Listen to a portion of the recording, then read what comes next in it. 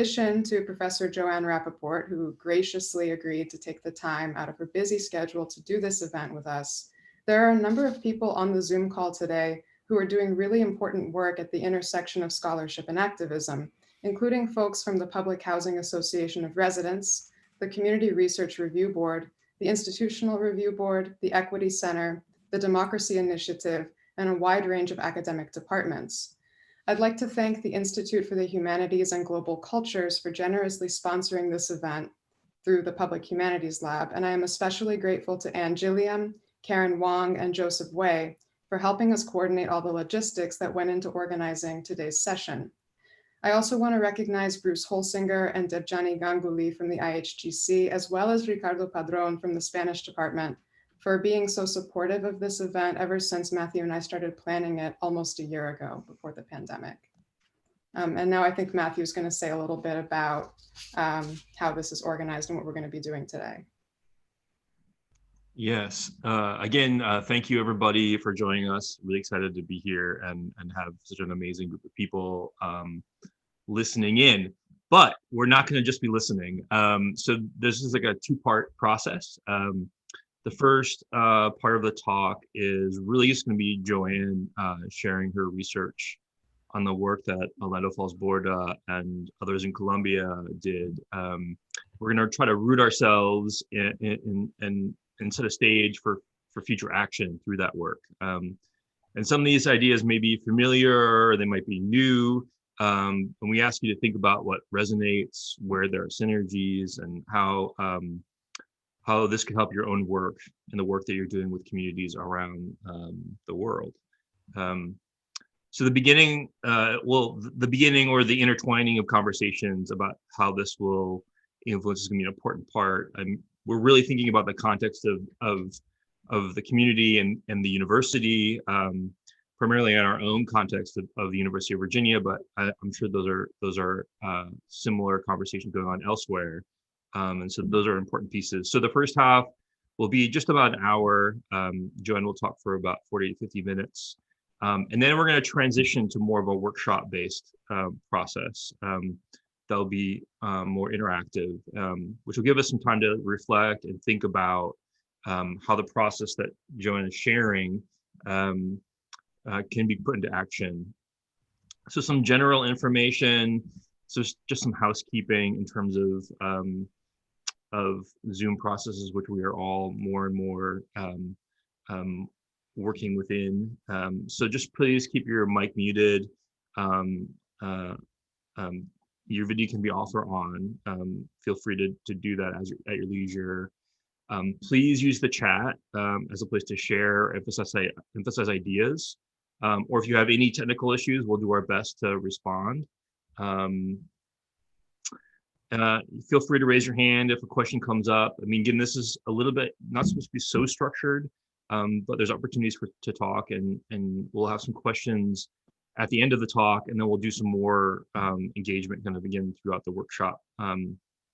Both Matilda and I will be adding information as needed through the chat. So again, we really appreciate everybody. I'm sure everybody has got the etiquette for Zoom calls in place. But just to come back and talk really briefly about the genesis of the event. So last year, Matilda and I and several others were a part of the Public Humanities Lab with the Institute for Global Humanities and Cultures at the University of Virginia. And we're all very in the middle of PhD research and thinking, well, what is the public? And so what we realized is that there are many conversations and many definitions based on the work that we all are doing. We spent our beginning part reading this book, Action and Knowledge, to kind of get a framing or a way of thinking about how we make research, not just as a process which resides in academia, but also how do we pursue knowledge in different ways. But also a way of kind of opening up processes that become a way of magnifying community knowledge, public knowledge with the intention of pursuing action. So grappling with terms like participation, collaboration, like authentic commitment are all kind of things that we were dealing with.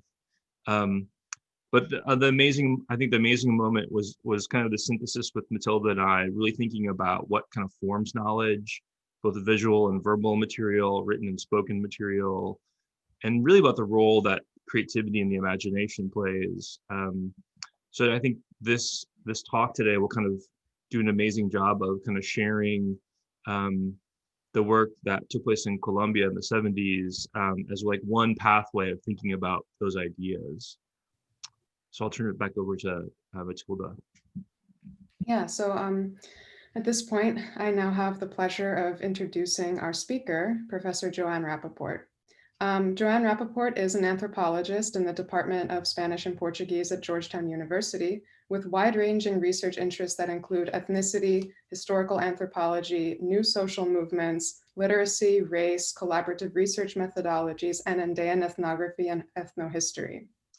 In addition to a number of co-authored works and dozens of scholarly articles, she has published 5 single-authored books in English, including Cumbe Reborn, an Andean ethnography of history, The Politics of Memory, Native Historical Interpretation in the Colombian Andes, The Disappearing Mestizo, Configuring Difference in the Colonial New Kingdom of Granada, and Intercultural Utopias, Public Intellectuals, Cultural Experimentation, and Ethnic Pluralism in Colombia.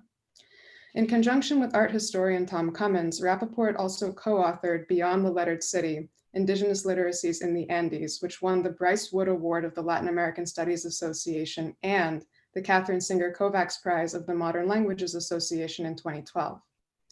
The book that inspired today's event, however, is Cowards Don't Make History, Orlando Fals Borda and the Origins of Participatory Action Research. Recently published by Duke University Press just last October 2020, Cowards Don't Make History studies the origins of participatory action research on Colombia's Caribbean coast through the lens of the collaborative research and activism undertaken by sociologist Orlando Fals Borda, the Rosca Research Collective, and members of the National Peasant Users Association in the 1970s. The book offers a compelling and rigorous analysis of Fals Borda's thought as it developed within a wider network of activists, scholars, and artists. It also asks us to engage with big questions that impact how we think about scholarship in other geographic and historical contexts. As Rappaport writes in the preface, what does it mean to create relationships of equity in research? What can social movements learn from history? And how can historical investigation be used to promote a more just society? How can serious research be coupled with progressive political objectives? And how should social science be used to resolve violent conflict? How can the history of social science become more than an academic exercise? These questions are definitely central to the discussion that we want to have today, and they will resonate with those familiar with Rappaport's earlier work in Intercultural Utopias, which is based on years of collaborative ethnographic research with indigenous intellectuals from the Consejo Regional Indígena del Cauca. Her commitment to collaborative work is deep and extends beyond the production of scholarly monographs. In addition to teaching in the community pedagogy program of the Autonomous Indigenous Intercultural University and the ethnoeducation program of the Universidad del Cauca, Rappaport has collaborated with the Casa del Pensamiento, a research unit of the Asociación de Cabildos Indígenas del Norte del Cauca. She is currently working with artists from Altai's Comics on a graphic history based on her study of Fals Borda. As somebody who studies the cultural politics of nonviolence in Colombian social movements, Joanne Rappaport's research has been extremely influential and a source of constant inspiration for my thinking. And I'm sure it has been for many of you all as well. So without further delay, I want to welcome and thank Joanne Rappaport and just hand the mic over to her.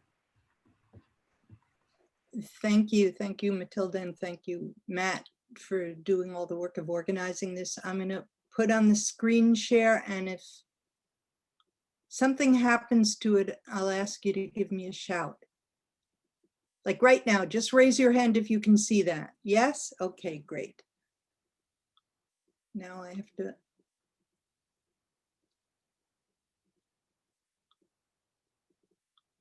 Okay. The painting that you see here, and which who's also on the cover of my book, is by Cristo Hoyos, who's an artist from Sahagún, Cordoba, who lives in Bogota. The photos in the presentation were almost all taken by Orlando Fals Borda, and I thank the Fundación del Sinu for allowing me to reproduce the comics pages.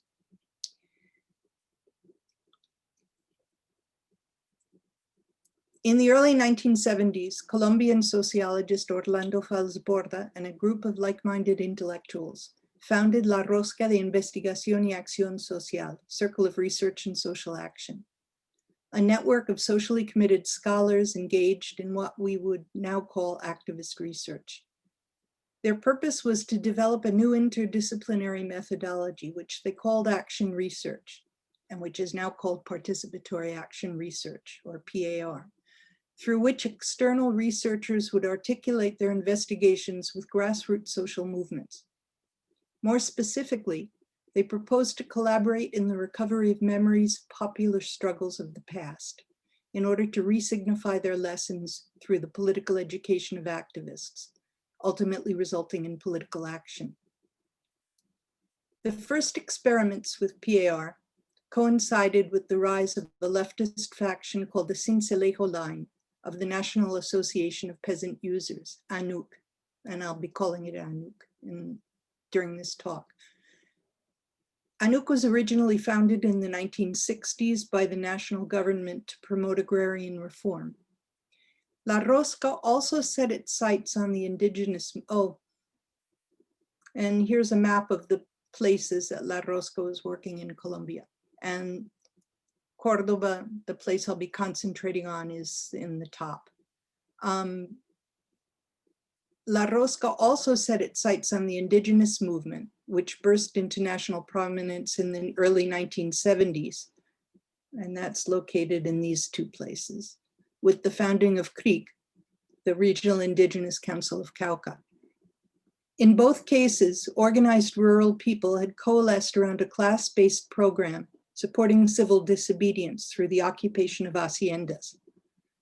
On the Caribbean coast, Fals brought together a group of young researchers from the cities of Monteria and Cincelejo into a research team called the Fundación del Caribe, Caribbean Foundation, which directly involved peasants in the research process. Fals and his young colleagues hoped to create a synergy between research and activism, in which the results of historical research into peasant struggles of the past would inspire rural folks to take political action. Activism would furnish them with a conceptual framework in which they could analyze the results of their investigations.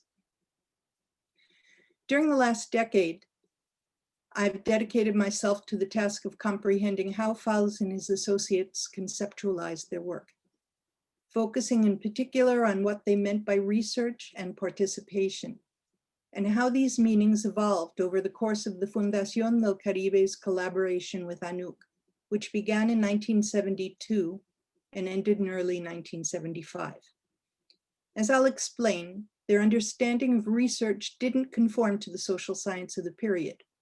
They weren't engaged in the collection of data in order to produce an objective analysis, but instead strove to forge relations of equality with their peasant interlocutors, who would become co-investigators rather than informants, sharing intellectual authority with Fals and his colleagues. How precisely they achieved this is the subject of the lecture. My presentation summarizes contents of my recent book, Cowards Don't Make History. A Spanish translation, El Cobarde No Hace Historia, will come out at the end of the year. I'm also working on a comics version of the book with a scriptwriter and artist from Medellin, Colombia. I came to this project after 10 years of collaboration with various educational programs associated with the indigenous movement of the Colombian Southwest Highlands.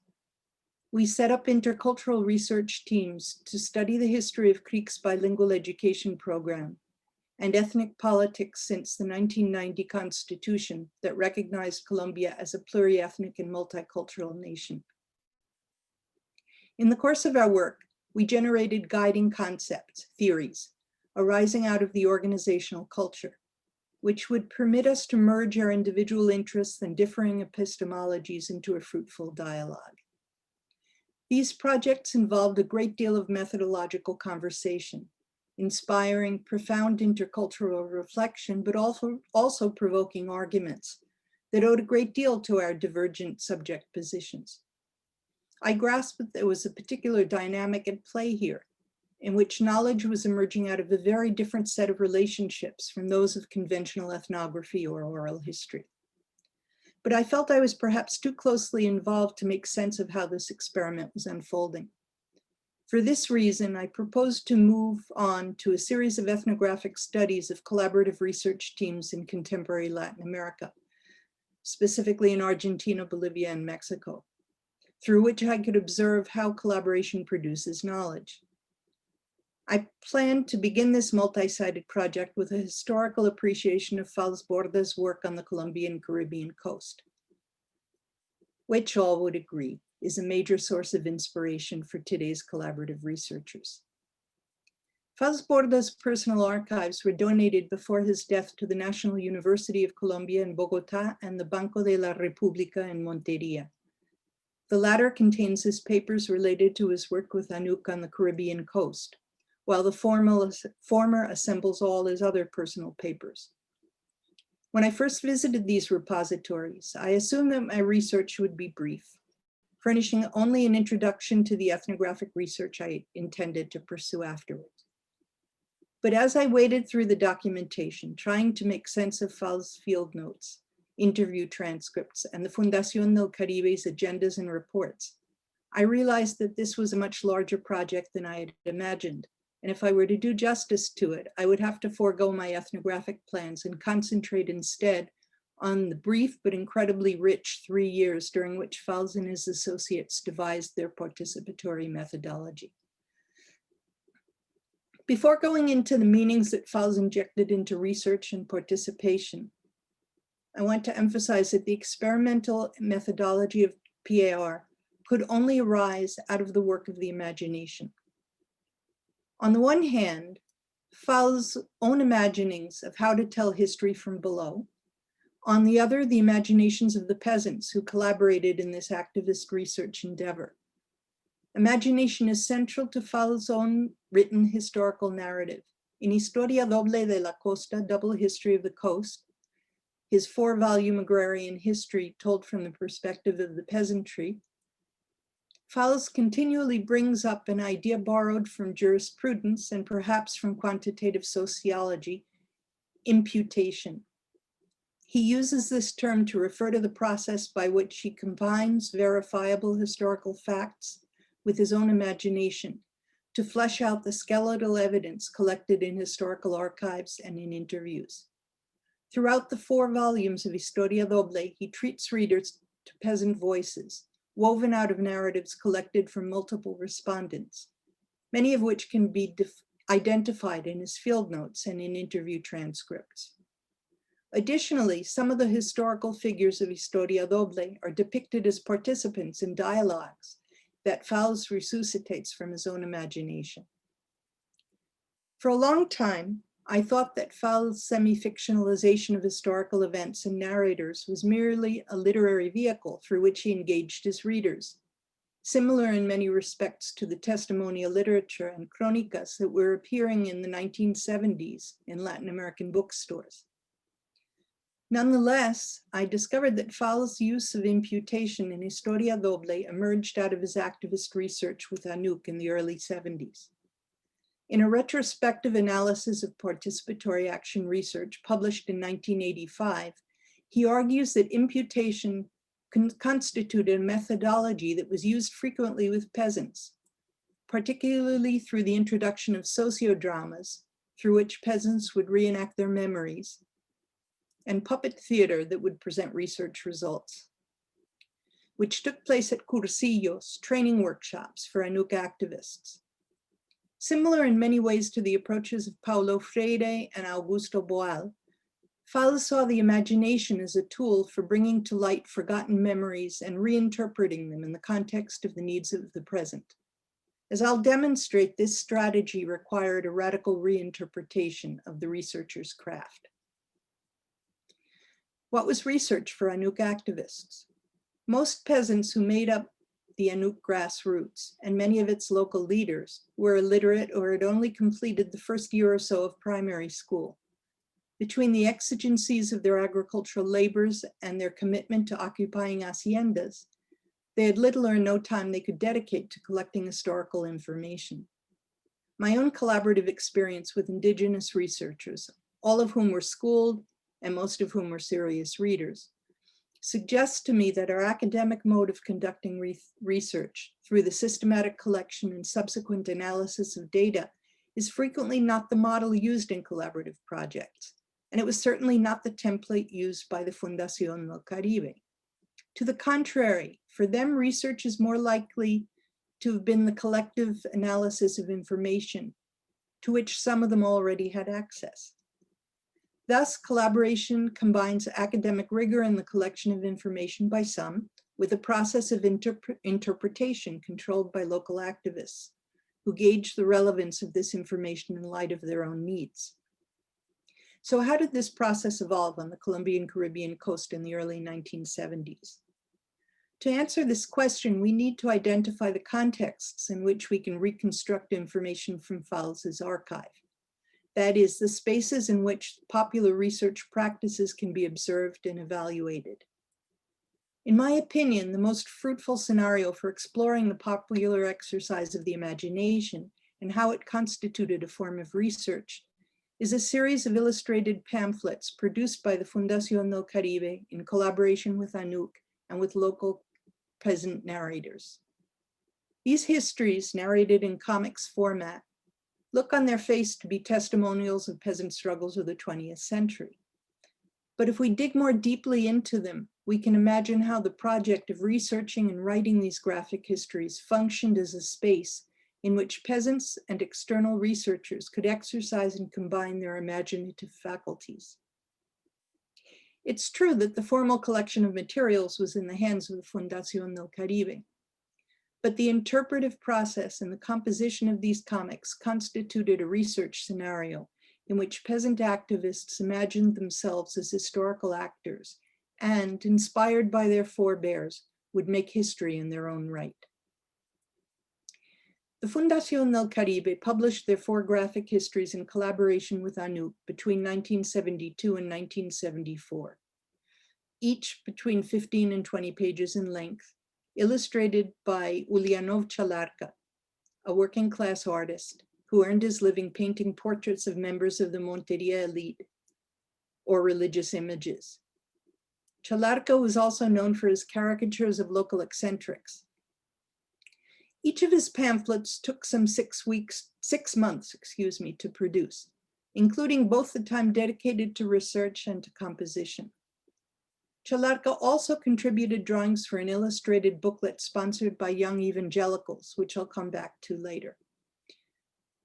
Chalarca's graphic histories were constructed out of a chain of conversations between actors with differing life experiences and talents. The agenda was developed by Anuk leaders in collaboration with the Fundación del Caribe researchers, leading to the search for historical materials in local archives and the public interviewing of elderly peasants who had participated between 1920 and 1960 in mass mobilizations. Chalarca would take visual notes at these events. Here he is with Florentino Montero, an Anuk leader in the button shirt, Nestor Herrera from the Fundación del Caribe in the jersey, and a narrator from San Onofre Sucre who's gesturing as he tells his story. After the narrator was finished, Chalarca would share his sketches with the public, receiving constructive criticism to help him to add details and correct aspects of his depictions. A committee in Monteria made up of Anuk leaders and members of the Fundación del Caribe would fill in the comics grid, combining the sketches into panels and adding speech balloons and captions. After Anuk approved the final version, it was used in assemblies and cursillos. Deciphering a comic, even for non-literates who listen to someone reading the verbal contents out loud, is a type of imputation. The reader of any comic must reconstruct in her imagination a world that is represented on paper by a minimalist constellation of icons and phrases. The reading of a comic sequence is something we learn. From childhood, we become skilled at navigating the passage from one panel to the next, filling in the details so as to construct a continuous narrative. But I want to go further than that. The imputation involved in the Fundación del Caribe comics involved more than the active participation of the reader. It made imputation into an investigative and political strategy. We can see how this process worked on the ground in a series of photos. Here, Uliano Chalarca is seated in front of a thatched hut, a group of children looking over his shoulder. He's drawing the portrait of an elderly Afro-Colombian man wearing a striped shirt and holding a machete, resting in front of a jeep. The sitter is identified on the flip side of the photo as El Mello, the twin, whose birth name was Ignacio Silgado, an activist from San Onofre, who would be given the role of narrator in the Felicita Campos graphic history. Each of the illustrated booklets featured a semi-fictional narrator based on a well-known local leader, but combining the testimonies of various narrators. El Mello's reputation as a grassroots organizer led the committee to adapt his visage in their recounting of the story of Felicita Campos, who defended her community's lands and suffered attacks by the police, taking her claim to the national capital of Bogota. The presence of Silgado in the graphic history reminded readers that the protagonists of past struggles lived among them. As they experienced the immediacy of Chalarca's drawings, nourished with the identifiable faces of their neighbors, peasants would begin to see themselves as protagonists of history. They would imagine themselves as the heirs to the historical actors depicted in the comics and move to take action themselves. In order to comprehend how this collaborative dialogue was possible, we must take a look at how conceptual paradigms and research methodologies were negotiated among the various members of the participatory team. That is, we must observe the steps through which the epistemology of a particular project was defined. This is clear in Escucha Cristiano, Listen Christian, a pamphlet prepared for the Fundación by the Fundación for a group of young evangelicals. The text itself does not provide sufficient information to identify the activist repertoire that guided its production. It's similar to any other pamphlet aimed at a popular audience, employing liberation theology to link biblical texts to the local realities of its readers. However, Fals Borda's personal archive allows us to take a peek behind the scenes at the negotiations that established the epistemological boundaries of the project. The archival dossier that contains the documentation of the process of production of Escucha Cristiano began to be compiled in 1973 when ANUC asked the Fundación del Caribe to conduct an ethnographic study of Protestants, in the hope that it would open new paths for organizing a social sector that had traditionally resisted leftist ideas. The Fundación was perhaps the best candidate to undertake such a task, because in addition to its close relationship with the peasant movement, Fals Borda was Presbyterian, and La Rosca's funding came from the Presbyterian Church of the United States. Maria Cristina Salazar, a sociologist and Fals' wife, dedicated several months to the study of a Pentecostal church in Cerete near Monteria, and she prepared a report documenting the reasons why its members had converted to Pentecostalism and why they were leery of participation in the peasant movement. The archival dossier documents the process by which the Fundación undertook this exercise, one that they deliberately called an experiment, in collaboration with the Society of Young Christians, an organization affiliated with an evangelical Presbyterian congregation in Cerete. As they state in one of the dossier's documents, the Fundación agreed to participate in this project because they saw it as an opportunity to refine their methodology. And I quote, "The pamphlet is a first experiment. Other pamphlets should keep in mind the results in order to modify the presentation and contents. Although it is not a Marxist pamphlet, it should be conceived as coming out of dialectical Marxism. as it points out and utilizes biblical contradictions between ideology and religious practice that demonstrate or lead to the class struggle, end quote. I suspect that the Fundación followed its habitual process of organizing workshops in which the young participants could familiarize themselves with the agrarian history of the region and ANUC's foundational documents. But I didn't find documentation of such events in the dossier. It's clear, however, that they met, because the dossier contains a memorandum of understanding between the Society of Young Christians and the Fundación del Caribe, agreeing that the youth group would exercise complete control over the intellectual contents and the distribution of any publications arising out of the project.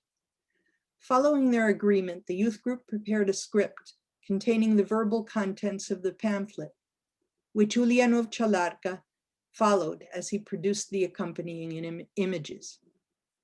Each page of the pamphlet juxtaposes biblical texts with an interpretation that contextualizes the text within the political, social, and economic circumstances of the Caribbean peasantry. We can see this in the image in which Jesus' option for the poor is contrasted with the exploitation of peasants by moneylenders. If this dossier were a conventional set of field notes, the empirical evidence collected would have been compiled and organized, followed by a report. In this case, however, the procedure is inverted.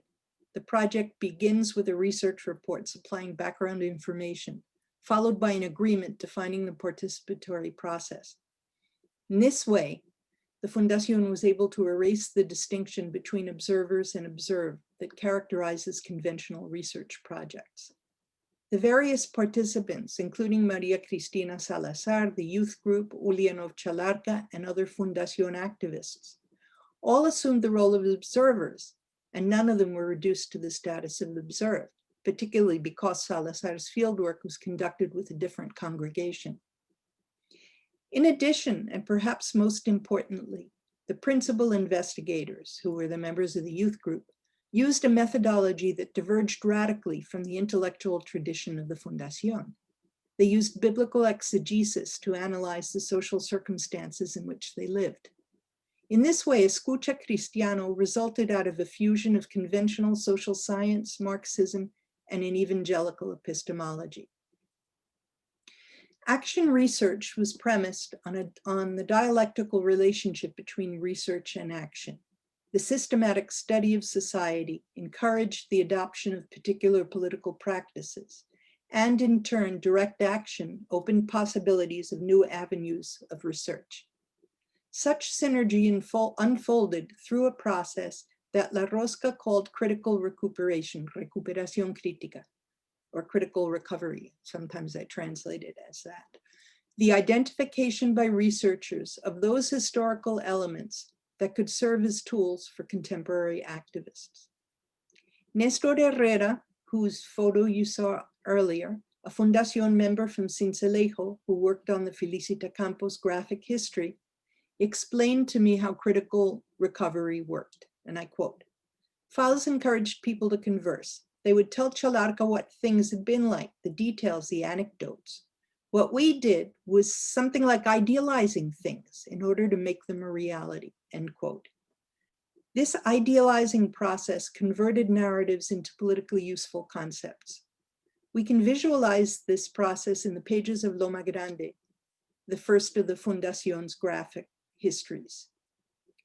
Loma Grande presents the history of successful peasant mobilization in the early 1920s against the matricula, which I'm going to gloss as a system of debt peonage that bound rural workers to haciendas. Part of a broader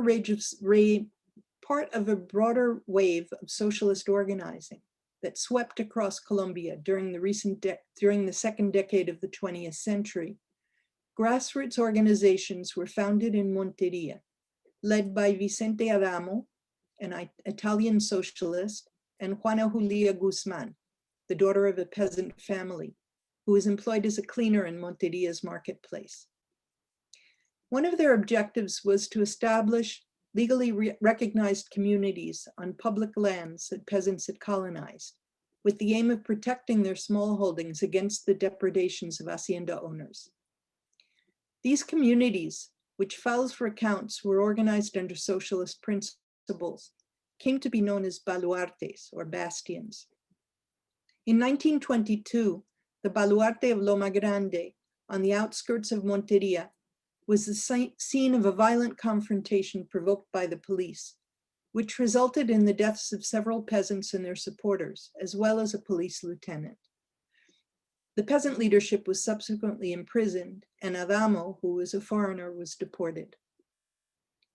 When Fals arrived in Monteria in 1972, he interviewed Guzman, who told him the story of Loma Grande. I discovered the transcript of their conversation in his archive, a text composed in the form of a script with questions and answers, as in an interview. But when I listened to the tape recording of the encounter, I was surprised to find out it wasn't really an interview.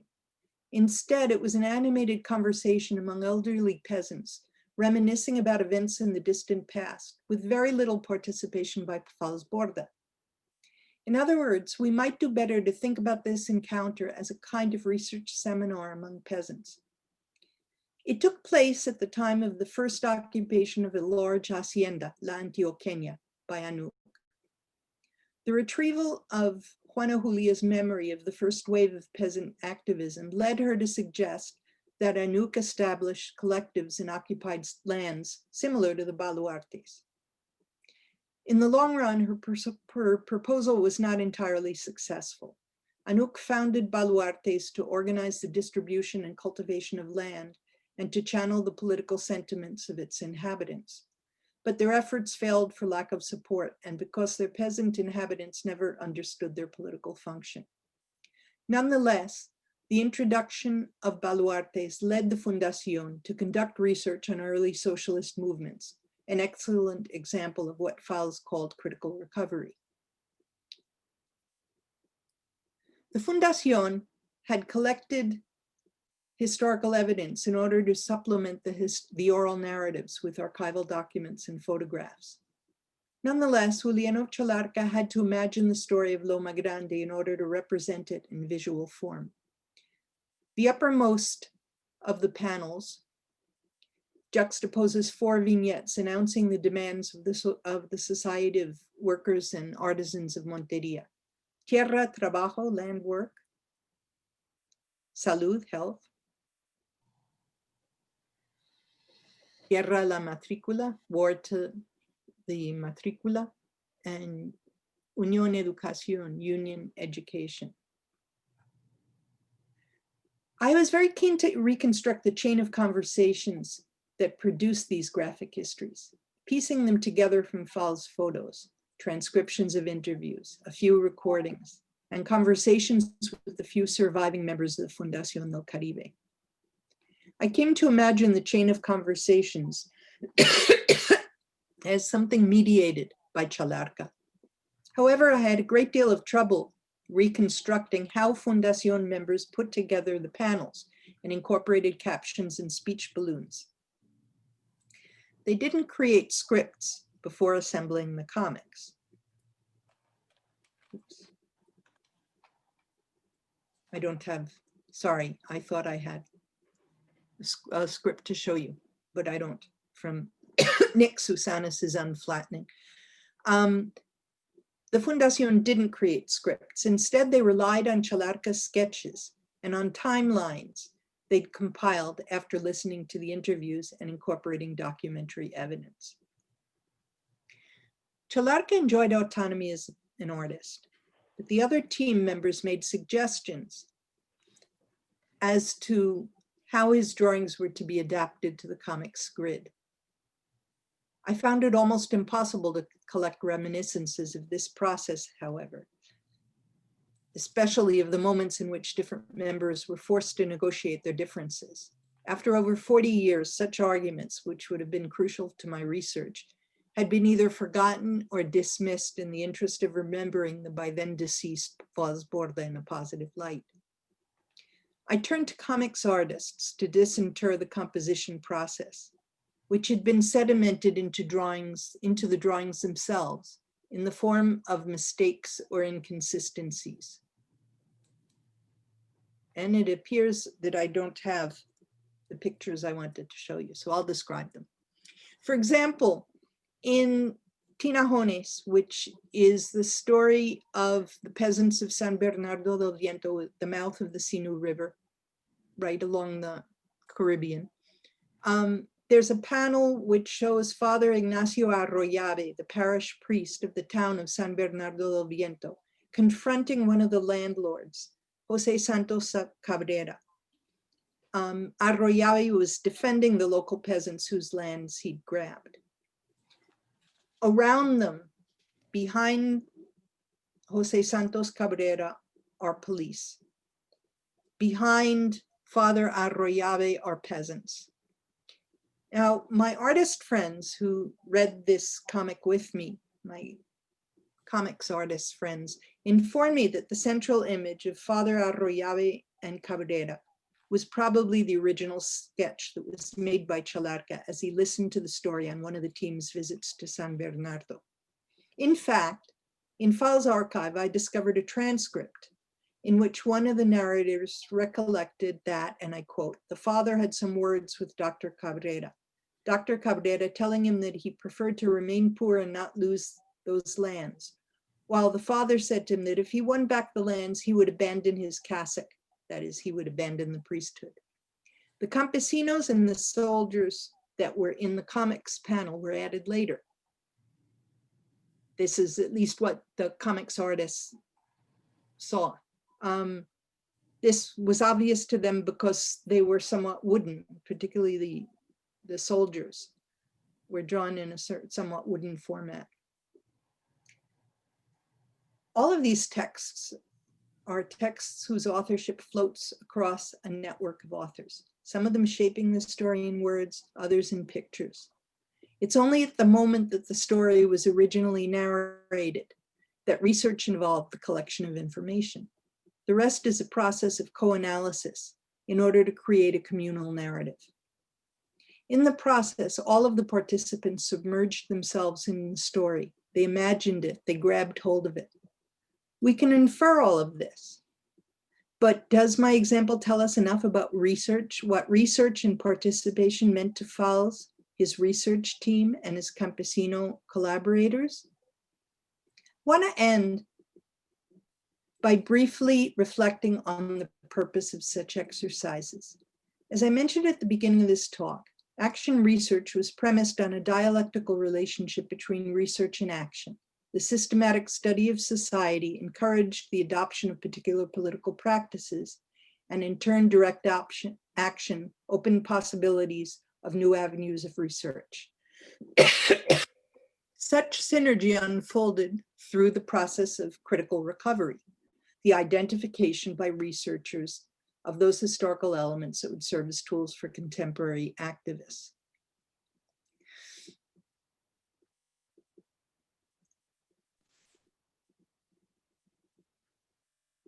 Now, so let's look at how critical recovery happened. The top panel gives us an idea of the demands of the Sociedad de Obreros. They could be represented in comics icons that were immediately recognizable. Some of them were more recognizable than others. Land work, you could see people with machetes. Union education, there's just a huddle because it was harder for Chalarca to represent it. The concept of baluarte was what was central in this comic, of the bastion that Anu created, and which was the product of critical recovery coming out of the experience of Juana Julia Guzman. The fuzziness of this concept is most clearly depicted in the bottom panel, which synthesizes the essential facts of the historical moment. And I'll translate the caption. They occupied the lands of Loma Grande, which was baptized Baluarte Rojo, Red Bastion. They also occupied lands in Canalete and Callejas. This is what Juana Julia told Fals in the interview, and we can see this here in the drawing. The three drawings that comprise the panel crystallize the creation of the Baluarte Rojo at three simultaneous moments, all of which depict agricultural labor, which was, after all, the defining feature of the community. At the left, 3 men turning their backs to us, walking off. All 3. Then we have people who are working, carrying wood, and people who are commenting on the terrateniente. And my screen just froze. I hope that someone can tell me if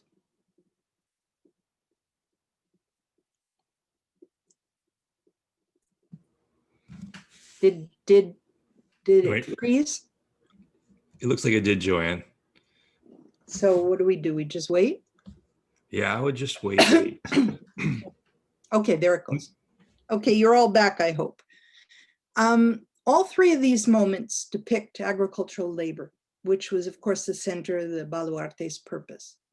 But how to impute the political intentions of Guzman and Adamo? The caption at the bottom is somewhat cryptic. It's down here. Baluarte is a position achieved in struggle and must be defended. What did this mean to a peasant reader, particularly an illiterate reader, whose gaze was automatically directed to the depictions of agricultural labor? I suspect that the authors of the booklet expected this question to be answered in group discussion, since the graphic histories were meant to be read collectively. In this sense, critical recovery was an ongoing process that required participation, even after the publication of educational materials. Chalarca's panels indicate how critical recuperation juxtaposed the memory of the past with action in the present. Other Fundación comics were substantiated by lengthy interview transcripts, in which I was able to locate the sources of the comics' captions and speech balloons. I haven't been able to find similar sentences in the Loma Grande transcripts that might have inspired Chalarca's sketches. I did, however, find other sources of inspiration that he undoubtedly drew on, including photos of the occupation of La Antioqueña, which appears to have served as models for Chalarca's description of the agricultural activities in Loma Grande in the 1920s. I don't think this was by accident. Many comics artists draw on their everyday lives to produce images that evoke empathy among their readers. In this case, that empathy had a political purpose. What better way to lead peasants to empathize with Guzman, Adamo, and their followers than to create an iconic depiction that superimposed the labors of the occupiers of La Antioqueña with those of the peasants of Loma Grande? This visual juxtaposition is a clear example of how critical recovery worked. As campesino readers analyzed the similarities between their lives and those of the activists of the 1920s, they came to identify themselves as the central actors in their own history. They came to own their own political process through historical interpretation. As a conclusion to my research into Fals Borda's archive, I facilitated a series of 8 workshops with organizations in various parts of Colombia that employed participatory methodologies. They were kind of like what we're doing here today. ANUC, the indigenous movement, environmentalists, community organizations, progressive research institutes, and academic groups.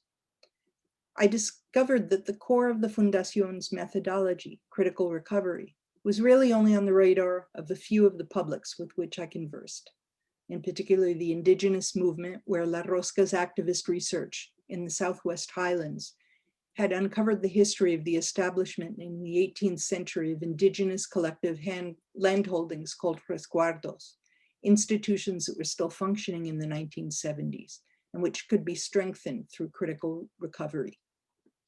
Another group that was aware of critical recovery was CINEP, a Jesuit research institute, which was involved in assisting an indigenous community in the Guajira Desert Provincial in its struggle against the encroachment of a massive coal mine. In the 1970s, CINEP also engaged in research experiments similar to those of the Fundación No Caribe. And the Corporación Convivamos, a community organization operating in one of the marginal barrios on the hills above the city of Medellin. I organized other workshops with researchers and activists at the National University of Colombia in Medellin, the Cultural Center of the Banco de la República in Montería, the Red Salud Paz, a network of health workers, the Association of Indigenous Councils of Northern Cauca, a high school audience in Montes de Maria, a coastal region that has been a conflict zone over the past 2 decades, and with 2 youth groups affiliated with the Escuela Nacional Orlando Fals Borda, which trains young people to do activist research and to pay attention to alternative epistemologies. Oh, this is the high school audience in San Pablo.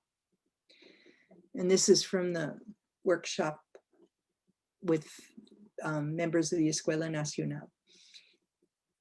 It was clear to me that the attempt by the indigenous movement at revitalizing their institutions through historical research and education was more successful than was the reintroduction of the baluarte, an institution that had fallen from the memory of most coastal peasants. I also discovered that many of those organizations I met with had adopted participatory methodologies, saw them as emancipatory, but implemented them as a fixed series of research techniques, as opposed to an open-ended methodology that fused the work of the imagination with the generation of political strategies. In part, this has a great deal to do with the differences between the heady political atmosphere of the 1970s and today, when a much hoped for peace process appears to be in the process of being dismantled, and over 1,000 grassroots leaders have been assassinated.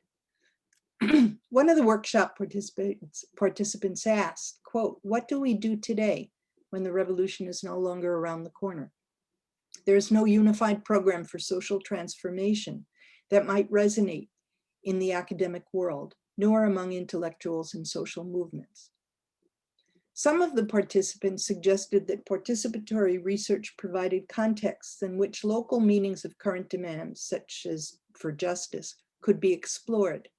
Others meditated over how activist projects, such as the indigenous land occupation, the liberation of Mother Earth, would serve as platforms in which alternative forms of research could be harnessed to concrete political objectives, and where young people could experience how history is not only narrated, but made. Still others looked to participatory research as a space for training activists, as well as a space for healing. Finally, for those of us in the academic world, our own research into the history of Latin American social science can itself become a vehicle for a process of critical recovery. Thank you.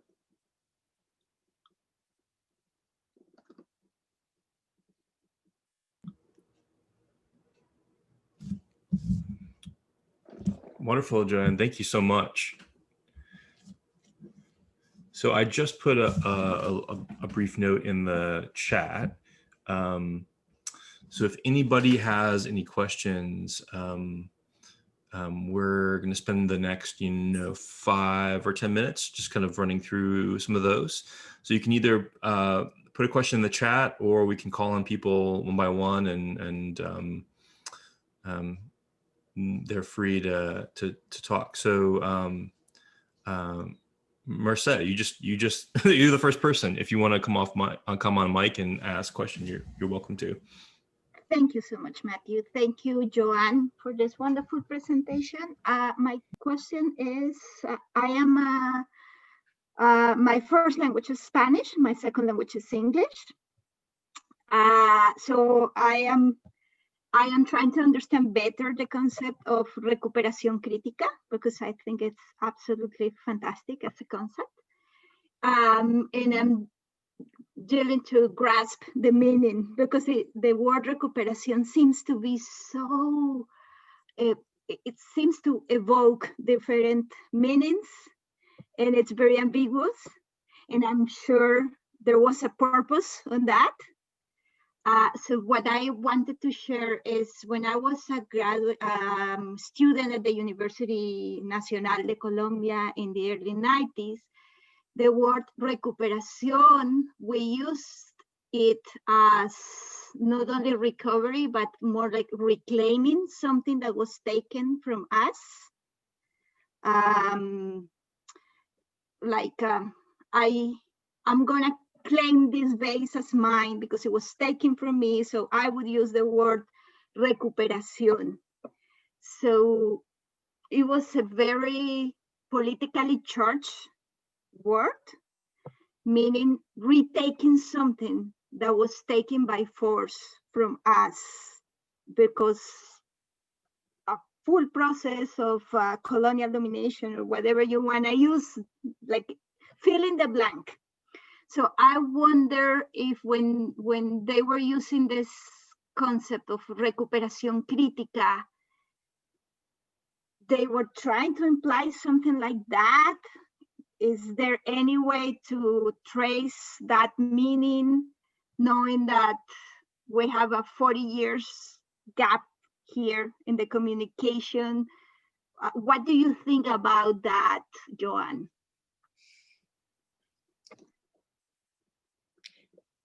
I'm not sure how they use the word, other than in this particular context. And the reason I say that is that if you look at their documentation, well, I should move forward to the 1980s and 1990s.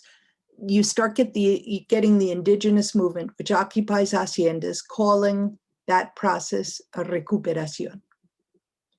It's really hard to translate into English, but it has exactly the meaning that you explained. But in the documentation in Fals Borda's archives, they call it an invasión, an invasion. And when I looked at Leon Samos's book, which was about Anuk, he calls it an invasion, because in that period, that's what it was called, even by the people who were in it. Later on, the movements make a real distinction, because it's the enemy who calls it an invasion. And the participants call it a recuperación. But back then, that's why I'm not sure how to answer your question. If I may say, probably in the 1990s, when I was using the word recuperación with my friends, we were actually looking at a word with a genealogy, long history of use, and probably we were just heredando that word from decades of use of the word by social movements. I think so, but you were also probably changing its meaning for your own purposes.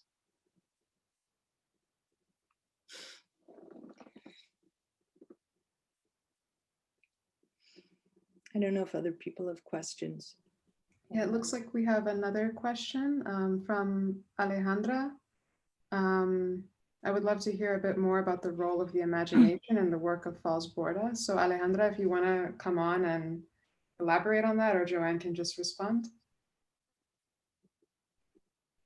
Can I see Alejandra? Oh, it's probably on a different page here. Yeah, probably. Oh, Oh, okay. I don't know if you can see in the chat, Joanne, but she says, sorry, she has no microphone or camera, so perhaps you can respond. Okay. Yeah. There were other things that they did. I could talk about the work of Fals Borda, because in Historia Doble, you can see throughout Historia Doble the work of the imagination, in the fact that the book is two-channeled. So there's history from below in the left-hand side pages, and historiography and theory and method in the right-hand side. So the very organization of the book is an example of the work of the imagination. And in it, there are personifications of historical processes, there are imaginary dialogues, etc. But I think you're thinking more about the work of the imagination more broadly, and it's not just Fals Borda. Fals Borda worked in a group. He worked with the Fundación del Caribe. The work of the imagination was a collective product of their collaboration in among themselves and with the peasant movement and with other intellectuals with whom they were in dialogue. For example, they were in dialogue with the Afro-Colombian novelist Manuel Zapata Oliveira, and one of the comics, Tina Jones, uses Tierra Mojada, which was Zapata's first novel, as a source. But in the workshops they did, the cursillos, they were obviously they were engaging peasants in the work of the imagination. They also had something they called archivos de baúl. People would keep their things in boxes, in wooden boxes. So they would take out things. A lot of them were photos, but there were other things, armbands and other elements. And people would tell their story while these things, these objects were being presented, which is another example of the work of the imagination. I'll leave it there. Read the book. There's plenty in the book about it.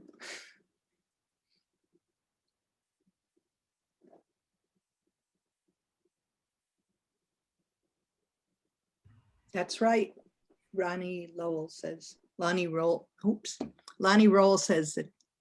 that there's a chapter on this in the Palgrave International Handbook of Action Research, which has all kinds of interesting things in it.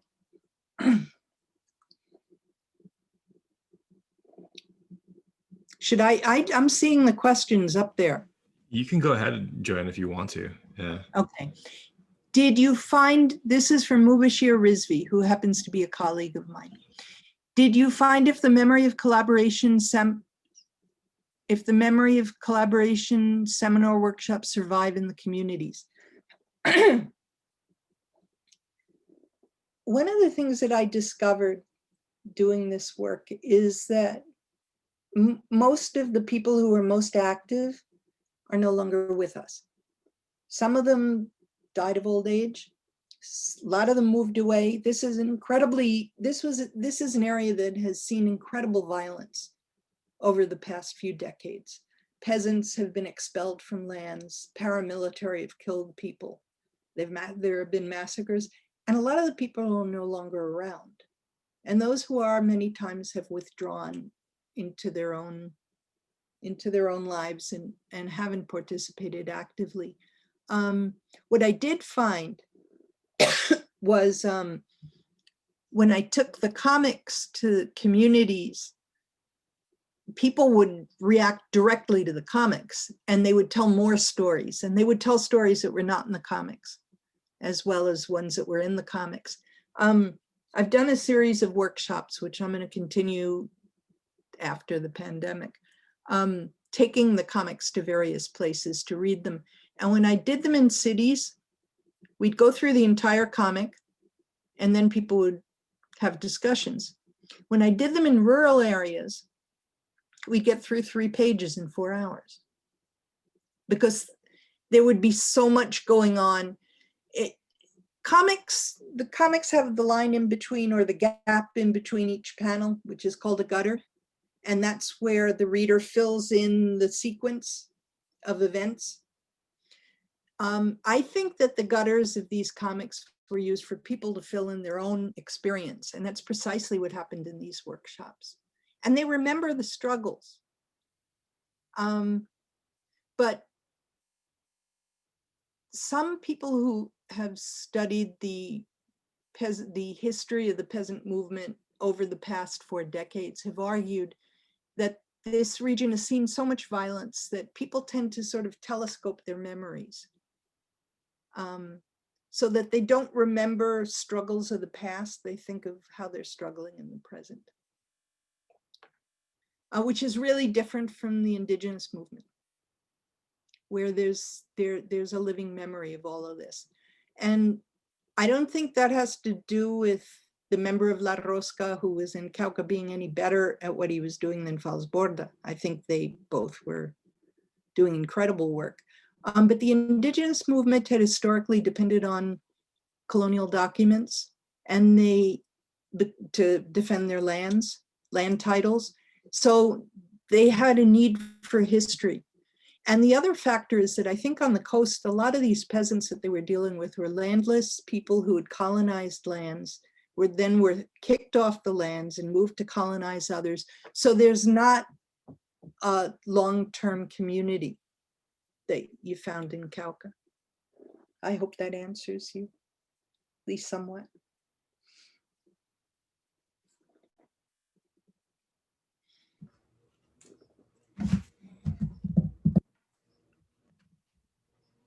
Joanne, I want to ask a question, if that's all right. So you talked about the arte, and there's a lot going on in terms of, like, I mean, this idea of telescoping memory. I'm thinking a lot about time. So a lot of my own work is really at the intersection of, like, how does time and space kind of interact to kind of create, you know, opportunities, like, to spur imagination, think beyond what we have. And so I was curious about how your experience of being in these places where Fals Borda was, working with these groups, which comes up in your book a lot, then how that translates to the comic, because the comic is playing in a different kind of time and place, and how those kind of interact. Is that something you could share a little bit about? If that's a clear enough question. It is. I'm not sure I can answer exactly what you asked, but I can turn it into a different answer. That's okay. That's fine. Because we've been doing a comic, which is based on the book. So maybe I can answer it through that. Yeah, be great. Okay. So the people that I'm working with, Altais Comics, one of them lived for a while in Monteria and knows the history and participated in, I gave workshops periodically for people in Monteria to introduce Fals Borda's archive to people so that people could use it. And we started by discussing what we thought were the major ideas that we wanted to convey. And they were ideas that were very similar to what was in the book. So I wanted to argue what people thought research was and how you do research, and also how you do research in an archive. Because each of the conclusions that I came up with took multiple forms of triangulating and juggling documents and talking to people. I didn't just find them written down in the documents.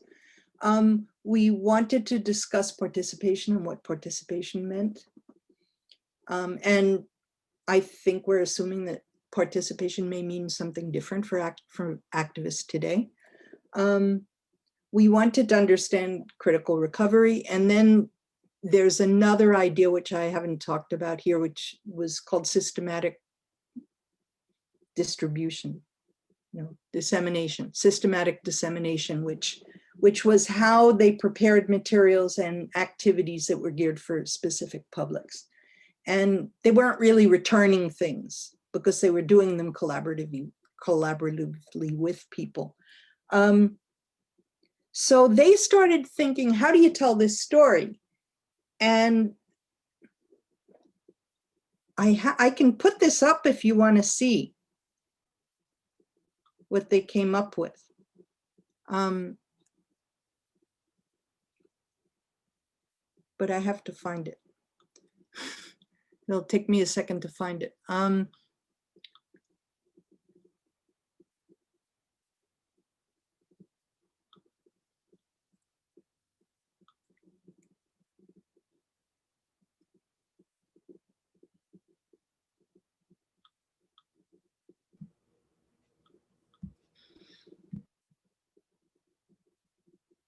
Can you see that PowerPoint?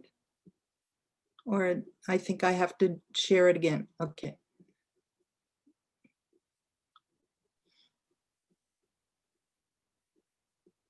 Can you see this PowerPoint? Sí. It's a chart?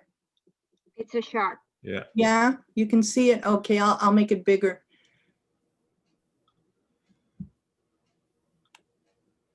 What they started out doing was they started out by thinking, what is the idea that they want to, I'm sorry for those who don't know Spanish, I'll explain this.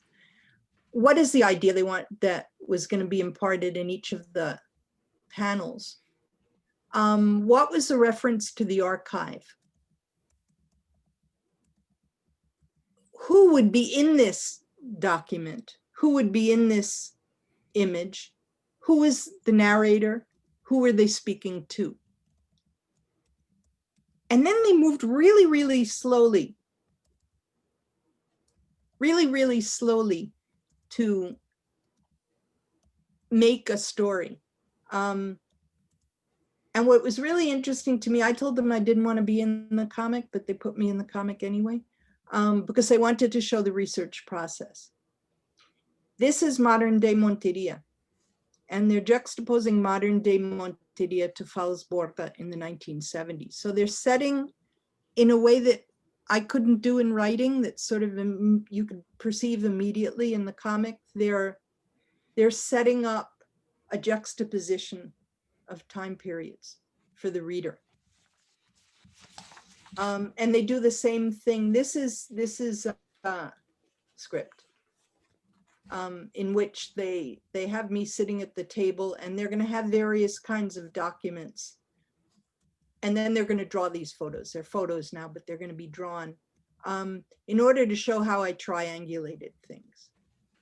And they can show this in a way where they're telescoping time and space in a way I just can't do when I'm writing. So that didn't answer your question precisely, but I think it had to do with it. That's great. So maybe one more question from anybody, and then we're going to transition to this more active participatory process.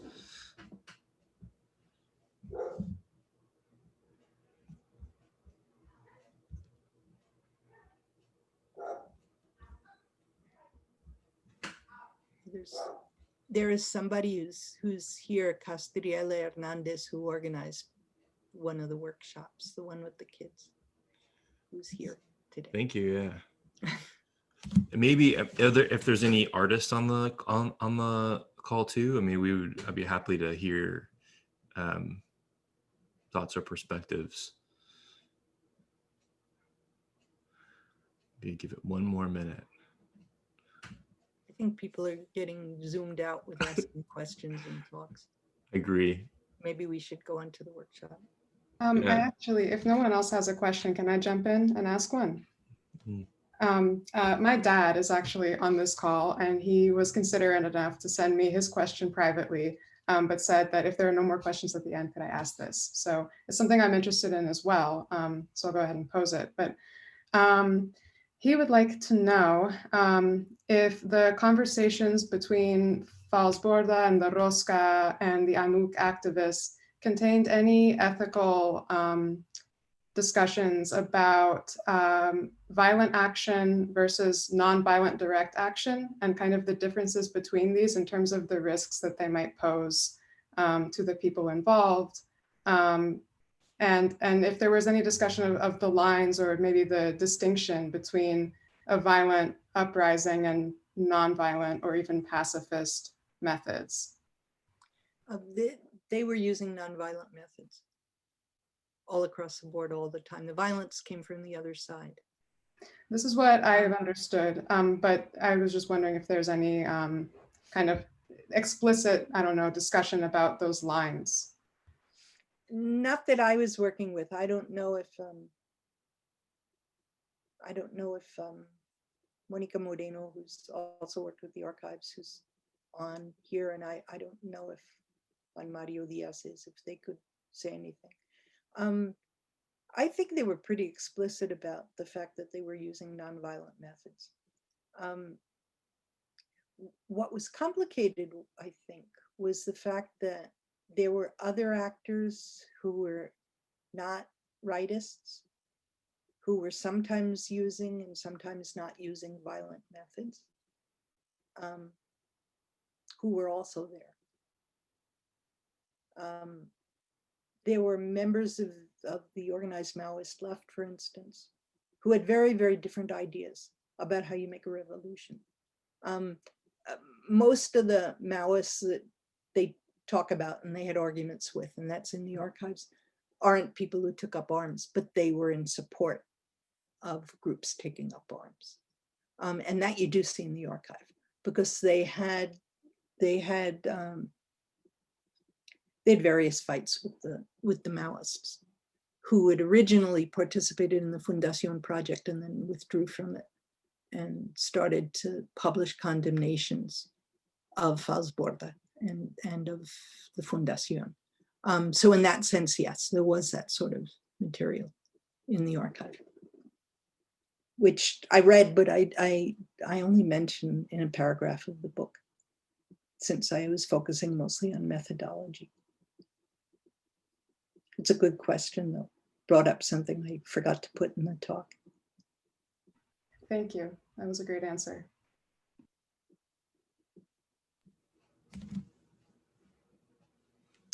Do you know, okay, if the tactics of this participatory action research is being applied in recent wave of protests in Latin America? Latin Americans are using PAR all over the place, but what they call PAR isn't exactly what Fals Borda did. I mean, PAR is sort of a stance. It's a philosophical and political stance, and you can do it in different ways. So every time I met with a group that was doing PAR, they were doing something totally different. And certainly they feel that they're doing participatory action research still. Not only in the indigenous movement, but in all kinds of movements. In the Afro-Colombian movement, they're using it. The women's movement uses it.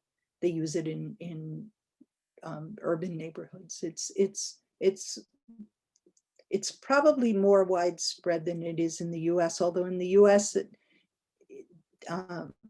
the education, in schools of education, they write a lot about participatory action research, and minority communities use it. So yeah, it is a tool, but it's merged with methodologies that emerged after the 1970s. And as I said, it's an attitude as to how you relate to people and what research is for, more than a set of procedures.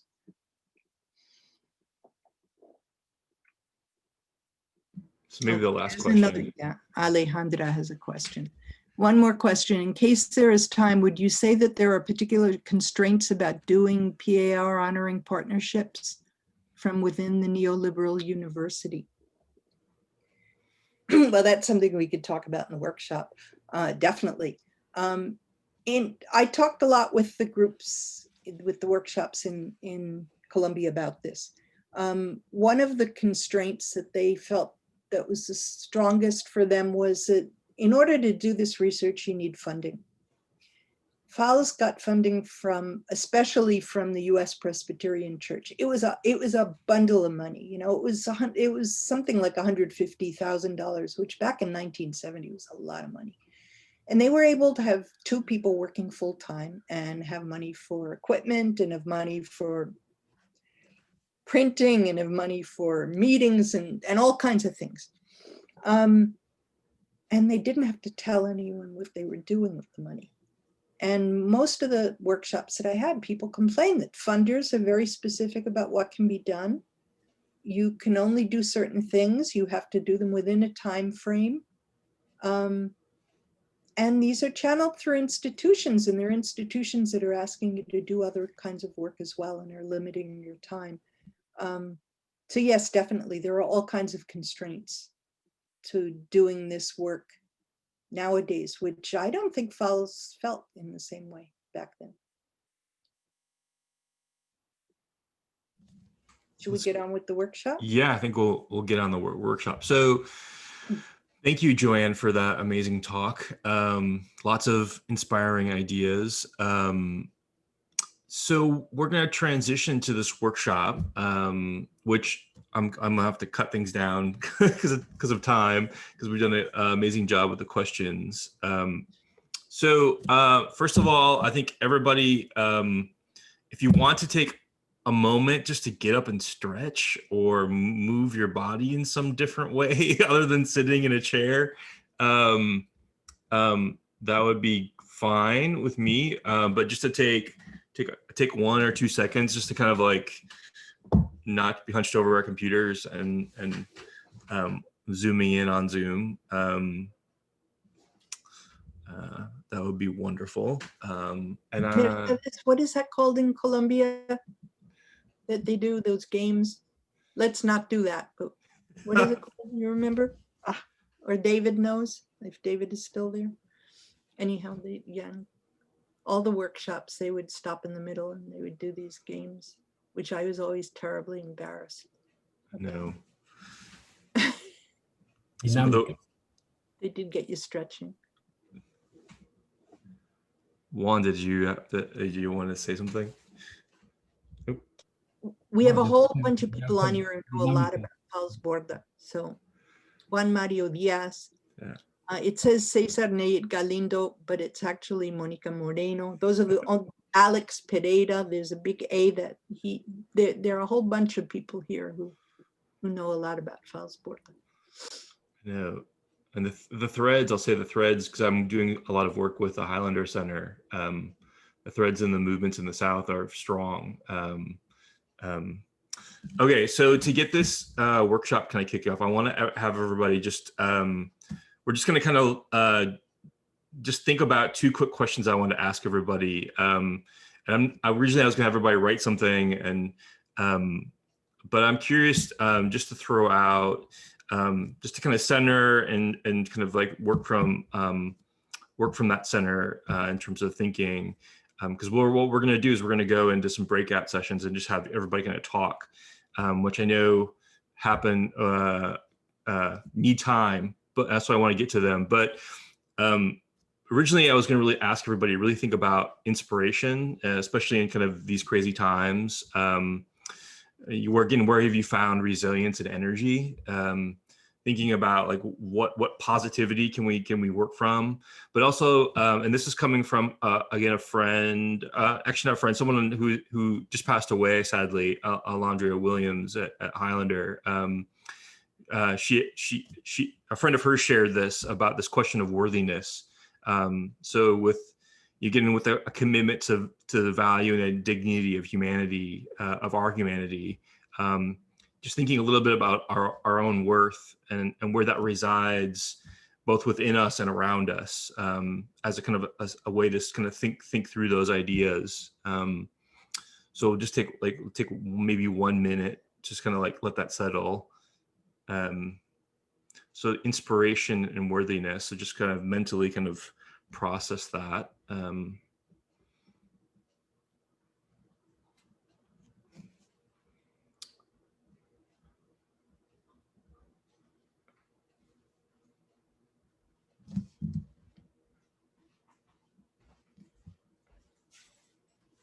Okay, and now we're just going to dig a little deeper and think together about the things that Joanne shared. So I was going to ask everybody, and I think we can just leave this, kind of open this up for everybody to speak, and hopefully we're just curious about what resonated in the conversation. Are there any specific ideas or any specific notes that people thought were really important to their own experience or something that they're working on? So you can feel free just to come off mic as you need to.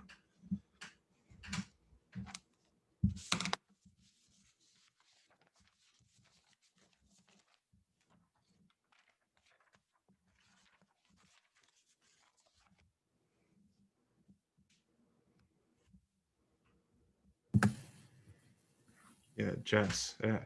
Yeah. Okay. Yeah. Thanks for the talk, Joanne, and everyone for organizing. One thing that really resonated with me talking about inspiration was when you said that the protagonists of past struggles lived among the people that you were talking with. And I never really thought about it, I suppose, because I'm looking at my issue from a very contemporary or current perspective. I never really thought about how the history kind of lives within people from a place, and how they associate with the representations of people from the past. So that really inspired me. Wonderful, thank you.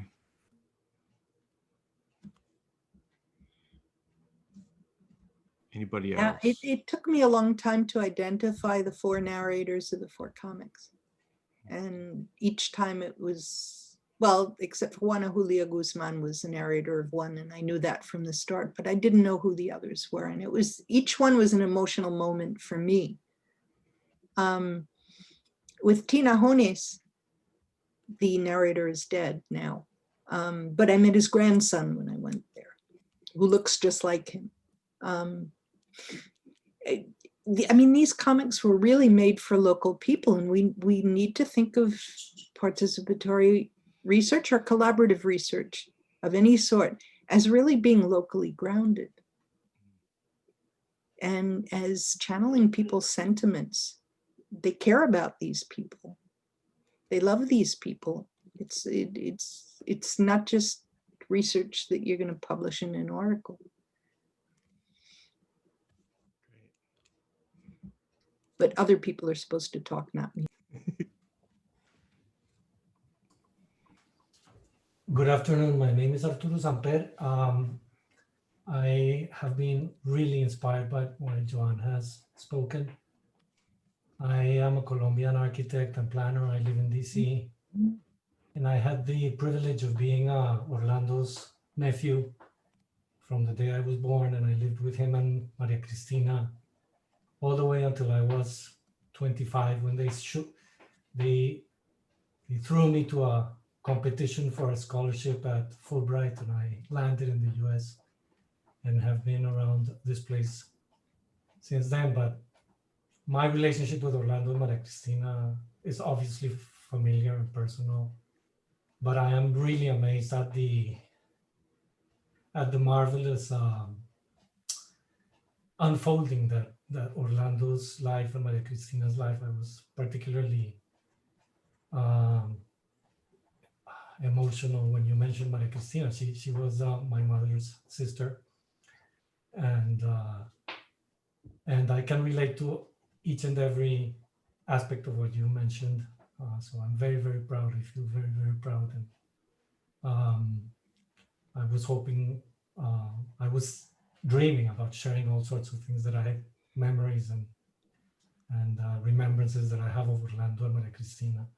I even have a VHS that I'll try to share digitally if I manage to turn it into a digital, of the only sinfonia that Orlando composed as a composer in Colombia, which was actually delivered by the Philharmonic Orchestra in Bogota a couple of years before he died. And so I'm quite a source of history about Orlando and Maria Cristina. I lived with them when I was in my university years in Colombia. And I can just not but feel so happy and thrilled and proud of what you've done. And I really look forward to reading your book, because I swallowed all of Orlando's books, particularly the Historia Doble, and it's just a fascinating thing to see how some people are raising the status of a couple of persons, and the Rosca group and the Punta de Lanza group, which have been so vilified by the right in Colombia, which really makes me very, very proud. So I just wanted to share that with you. I'm very, very exhilarated and happy to have heard this chat. Thank you. Thank you. It's great to, I mean, Joanne and that just kind of makes Orlando real in the ways that for a lot of us who study and aren't Spanish speakers, get to experience him. And so I appreciate that. Well, hi, Joanne. It's Lonnie. I would just go back briefly to the comics. I was just reading yesterday about the impact of the pandemic on education throughout Latin America, which is projected to be quite catastrophic. And I started thinking about the importance not just of literacy in the sense in which Paulo Freire was addressing it, but also the use of comics for the development of consciousness around civic literacy. And of course, you know, that's very much on the mind right now in the people of Colombia and also in Chile and in Peru.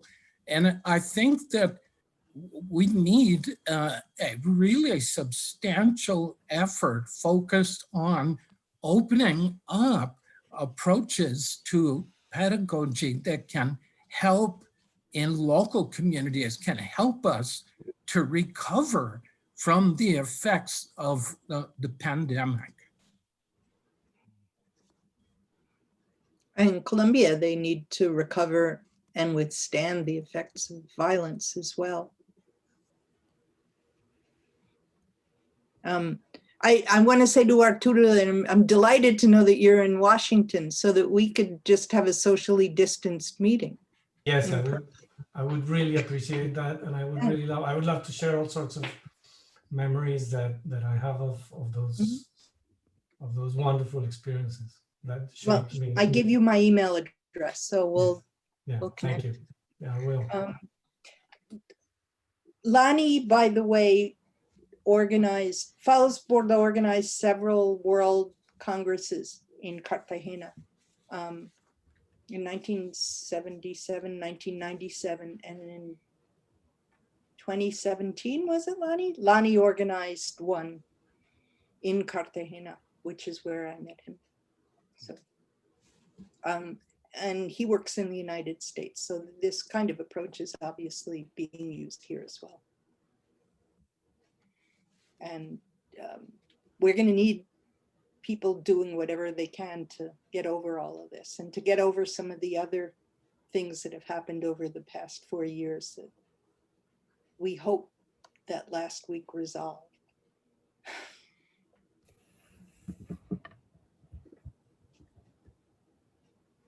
Do you want to divide into the groups, or how do you want to do this? Well, we've only got 20 minutes left. And I wonder if it makes sense to even just we're down to 24 people. I mean, it's a smallish enough group where we can just keep having conversations. I see someone has their hand up. I'll say we were going to break everybody into great breakout rooms and kind of ask some specific questions about, what are the limits or what are the opportunities of this? And then, again, how can we bring this work? How can we, replicate, I think is not a great word, but how can we bring the values and the ideas of this forward? I know from my own research, I'm hoping to do a graphic novel based on working with some public housing residents here in Charlottesville. And it takes time, even with relationships. So I would love to open that up for conversation and hear from others who are working and doing this work right now. Like, what are the limits or the opportunities?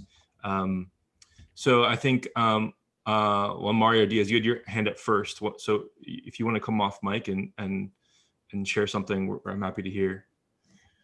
Thank you very much. I just want to share something that for which I'm really grateful, and it relates to the work that Joanne has done during the last years on Fals Borda. Not just for what she said today, but because the type of work, the net of collaboration she had developed. And I think this book is amazing, not only because it's the result of years of patient research, but also because it has brought a lot of people together.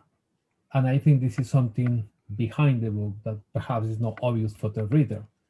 But the amount of people that relates to that book and to see their own experience and to some extent identify with the sort of work that Joanne has done I think is really inspiring. And in that respect, I think Joanne represents a turn in the studies of Fals Borda. Until a few years, most of the studies of Fals Borda were introduction to his anthologies.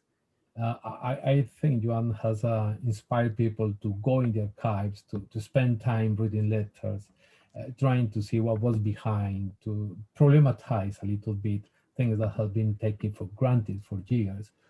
Everybody assumed that participatory action research came out of 2 years of work with the peasants, which is partially true, but it's more complex than that. There is a huge net of collaborations that in some way we have been discovering little by little, and we are fascinated to learn more about that. So this is something I wanted to share.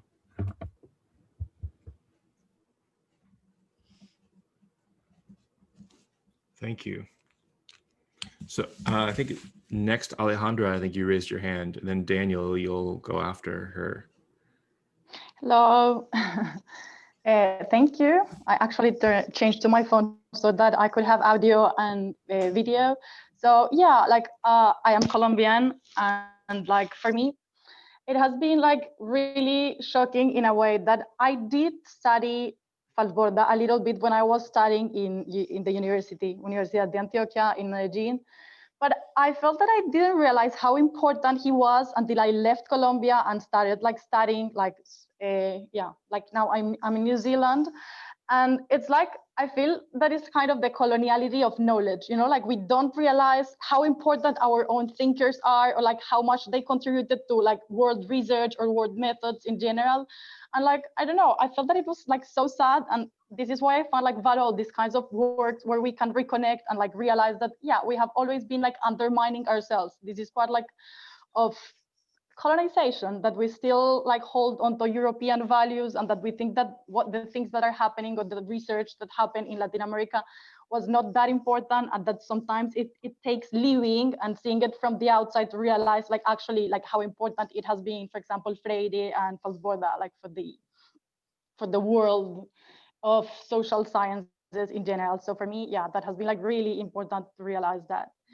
And yeah, and the other thing that I wanted to say, like regarding what Joan says about like violence, like it is also kind of a sad feeling, because like feeling that doing participatory action in research could be so dangerous. I mean, like all the time we are receiving news about like more social leaders that have been killed, like every day. And it's like, yeah, like that feeling. So it feels hopeless in a way. So like sometimes you don't know what are the answers or what are the paths when there is so much violence, and where there is so much like risks of joining the struggles of the people, because there's still like many groups that wouldn't benefit of social equality or the other things that people are fighting for. So yeah, that's like that, those are my comments. Thank you.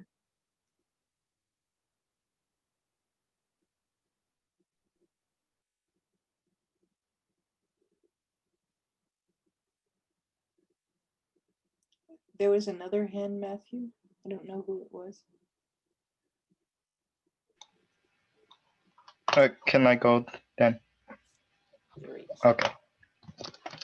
So I will just preface this by saying that as an undergraduate who's hardly been introduced into this world of activism, and as a person of Generation Z, I really enjoyed this talk, because for what I perceive from my generation and from my peers is a sense of an inability to articulate change.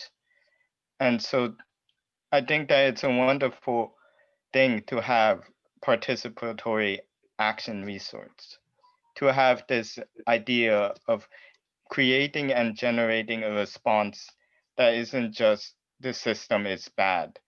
And so as a person who's trying to get in touch more with the historical processes of past leaders, of past labor conflicts, I really enjoyed this talk.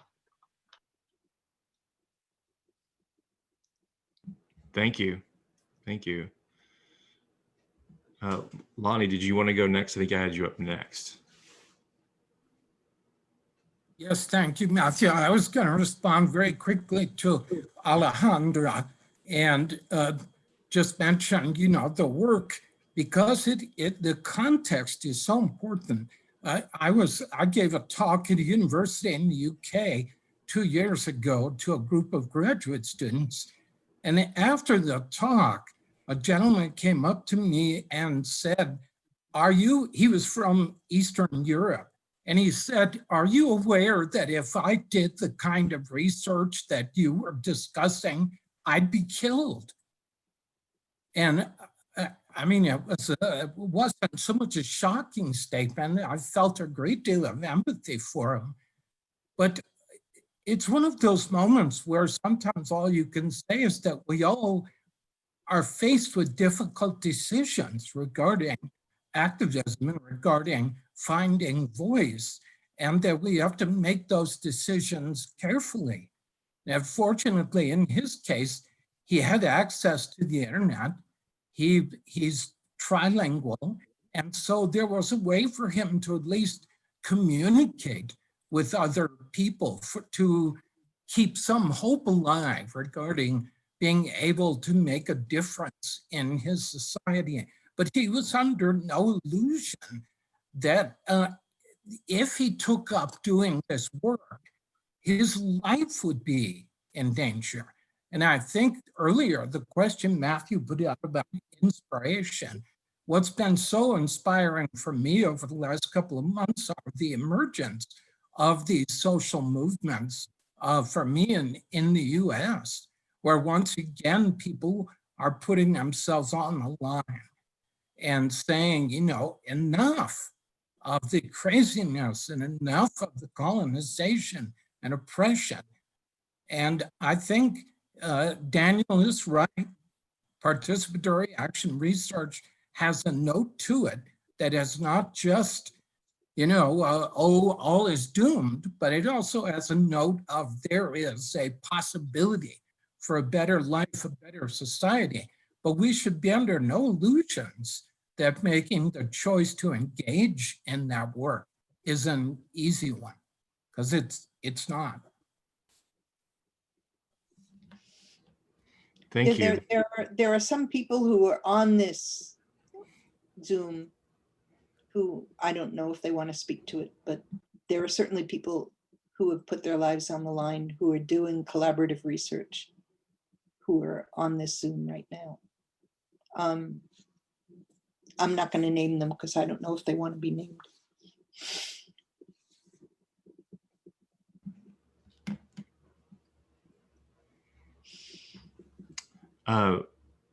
So the next hand I saw up, actually to bring a different voice in, is Pilar.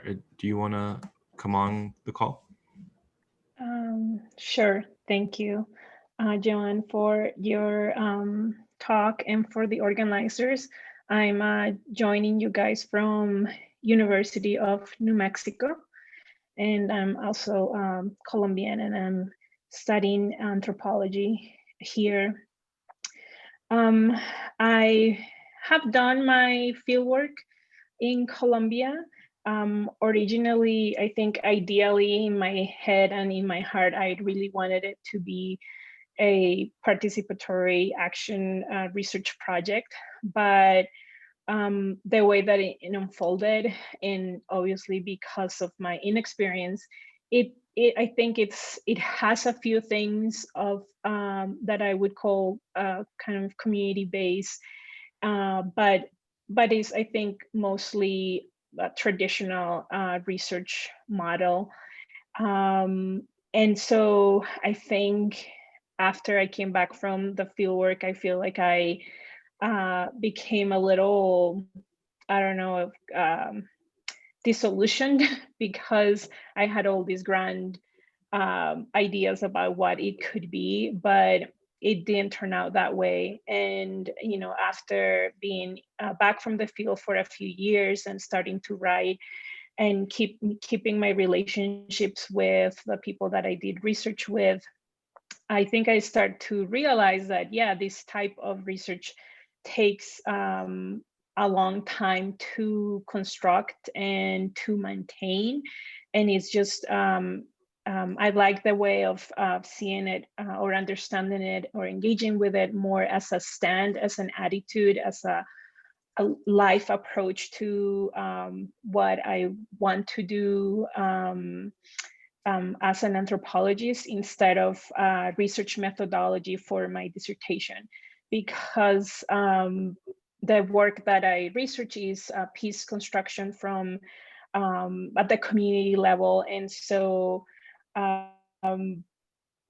it is in field work in different communities is risky, and the only way to be able to do it is by building relationships of trust. And so when I went through that and realized that this is the only way to do it, and that this is the core of building peace and of doing research in this type of topic, I think I became a little more, like the dissolution level, I think, went down, because I realized this is the beginning. This is just the beginning. And however, it's challenging because I am in a university in the United States where, you know, as most of us probably here, you know, are very pressured to finish really soon and to publish a lot. And so I feel like a lot of the things that I've been doing after I came out from the fieldwork experience, which I still don't think I have come out of the fieldwork experience. I probably or should never leave that, because it's like this space of relationship building, right? And so I feel like the pressure to finish and to, you know, be in the job market, it's kind of a huge obstacle to using this time as a PhD student to create foundations for you know, collaborative methodologies and collaborative theorization. So I don't know if people here want to maybe give some ideas about things that we can do as students, right? As because I think the experience that Joanne has built, like I said, it takes many years, decades, and from the standpoint of a person who is beginning to do it, sometimes it just feels too big of a challenge, or you know, I'm willing to do it, but I have no idea how to go about it. And so I think hearing from other people's experiences about doing this would be great at different stages, I think, of your career or your process.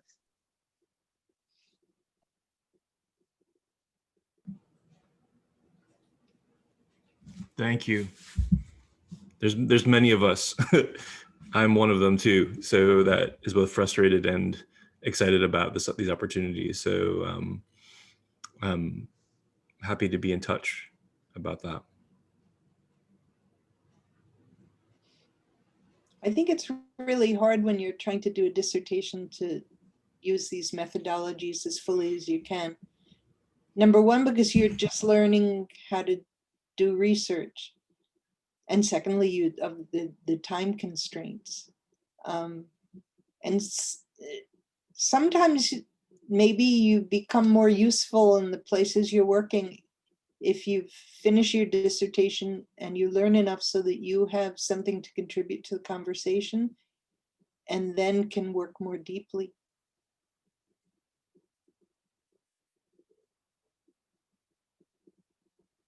In the indigenous university, they have to do a thesis. And a lot of them were really worried because they thought the thesis had to be immediately useful. And I said, it's useful for you to be trained. Don't worry at the moment.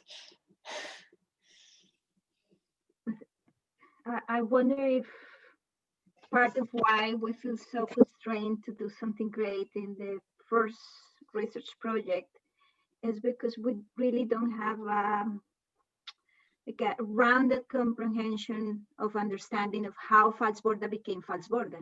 And that's something that actually you have been doing a lot. When I studied in the 90s in the National University of Colombia, we had this idea that Fals Borda was a sort of messianic figure that came to the universe as Fals Borda, like a perfect, committed researcher. And everything that he did before becoming Marxist is actually like a pre-life that we have to forget. And that's the idea I had too.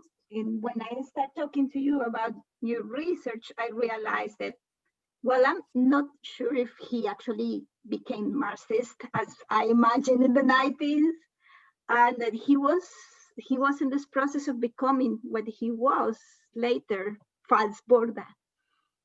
I wonder if that's a big take from your research right now. It's like walk the walk, do your dissertation, do what you have to do, and have in mind that you want to do something more committed, but nobody's going to be Fals Borda in the first research, or even in the first book, or even in the third book.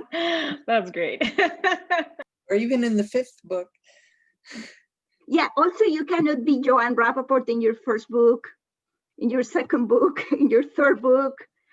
No, it takes a process, and I guess something wonderful is how to be aware of the context in which you are working always, and being respectful and ethical.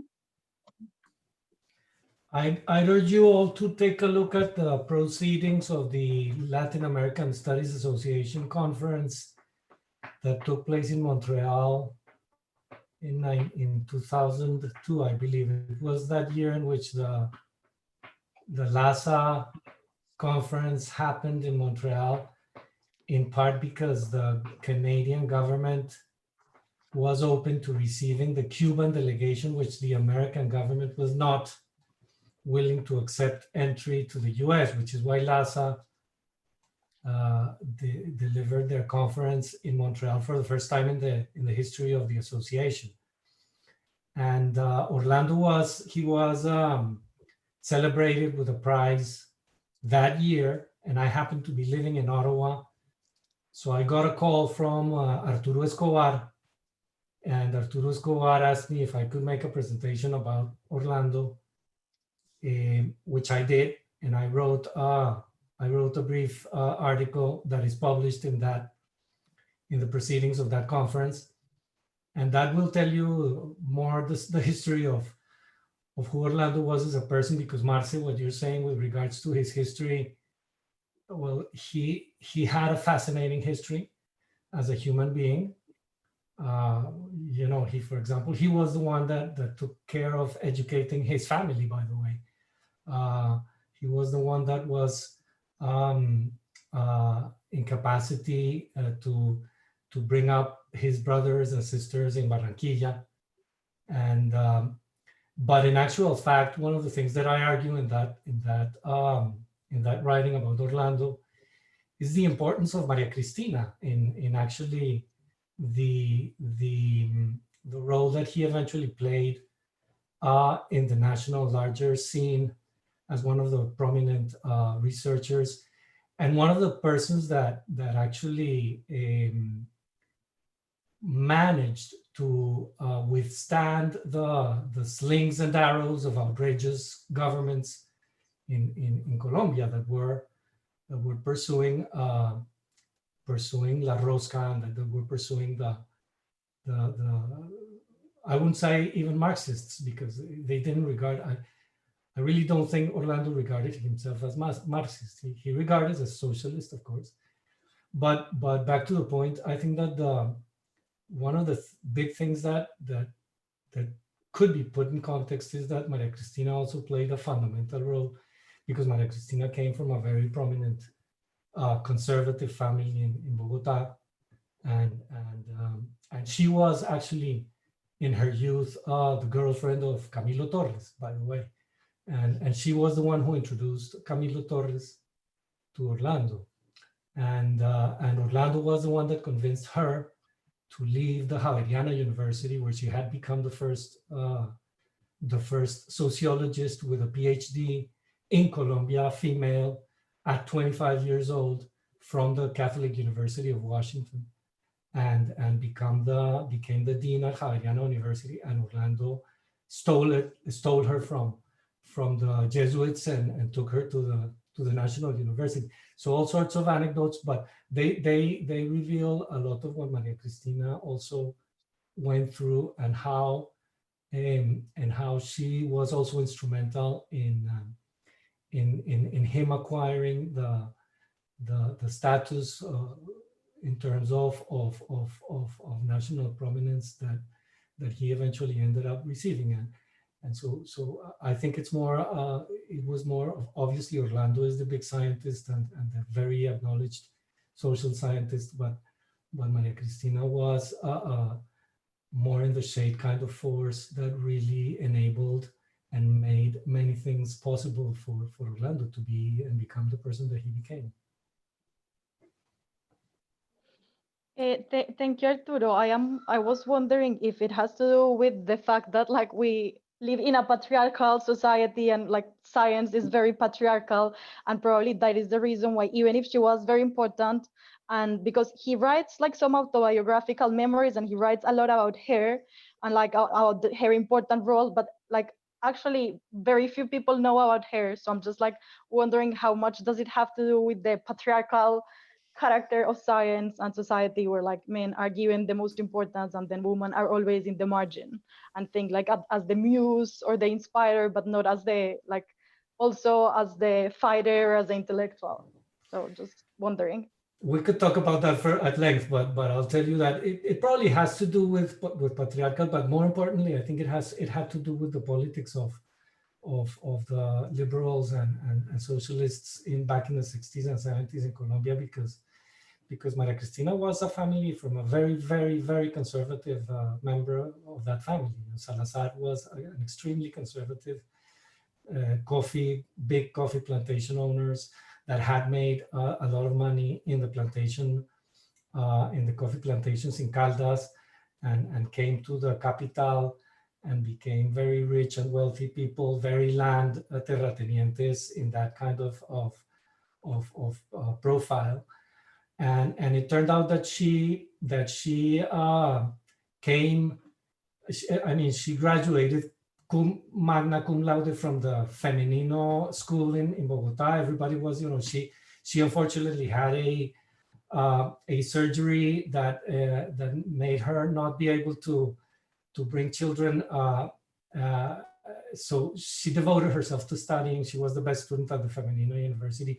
And then that's when she got she did sociology at Javeriana, and then she did her PhD at Catholic University here in DC. And she came back as a sociologist, but as a Jesuit / rightist kind of sociologist. And because of her acquaintance with Camilo in her early years, she was introduced to Orlando, and they connected very, very shortly, and shortly afterwards they were married, and that's what really revealed what she was, which was a socialist. So in actual fact, what happened in that case was that her family did not help at all with her becoming a professor at the University of Nacional, and also a researcher, and of course with Fals Borda, and because Camilo by those years was also, Camilo had already gone into the jungle to fight with the ELN. So I think it was a combination of those two things, Alejandra. But certainly the role of Maria Cristina was incredibly important in withstanding and supporting Orlando, and this actually. There's an interesting story. I don't know if we're extending too much in this time, but there is a very interesting story as to why Orlando and Maria Cristina were actually they were the targets of persecution from the military durante el gobierno de Turbay Ayala, durante el Estatuto de Seguridad back in 1978, and they were imprisoned. Maria Cristina was in prison. They were kept separated at the military barracks by a minister of defense, el general, I just don't remember his name right now, but who was her first cousin, and one of the things that ensured that Orlando and Maria Cristina were never kind of persecuted as much as many other people were, in fact, was the fact that she belonged to a very well-known family in Bogota, and therefore in the government they were very careful as to what would they be doing to Maria Cristina and Orlando, and actually Orlando achieved major prominence when, after she was put in prison, for 18 months.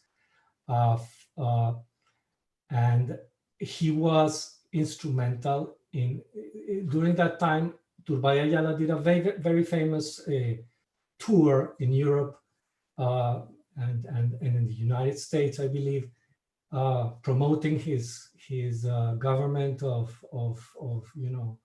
and his policies of Estatuto de Seguridad was called at that time. And Orlando went behind, he was right behind in every city that Turbay Ayala was having meetings with prime ministers and presidents and so forth. Orlando was behind, raising the flag as to, this is the same government that is incarcerating social scientists and researchers and so forth. So it's a very interesting story, by the way. But what I would say, Alejandra, is basically they were a very fascinating and remarkable couple, and were able to really withstand the slings and arrows of outrageous governments in the right that not everybody was able to withstand in those years.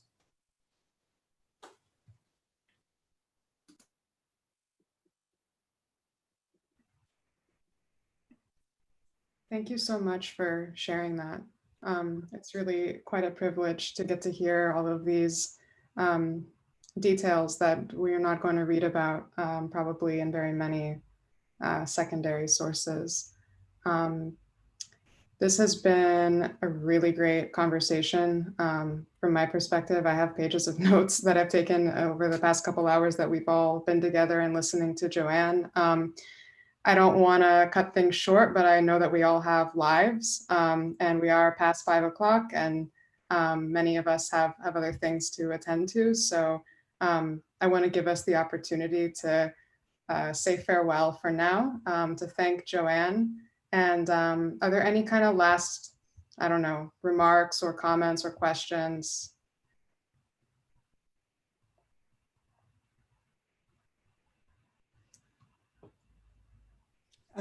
I want to thank you, the two of you, for doing this. You did a great job. And well, we seem to have had people from all over the place, even as far as New Zealand. Indeed. Well, thank you so much. And thank all of you for sticking around this late and for being such great participants in all of this.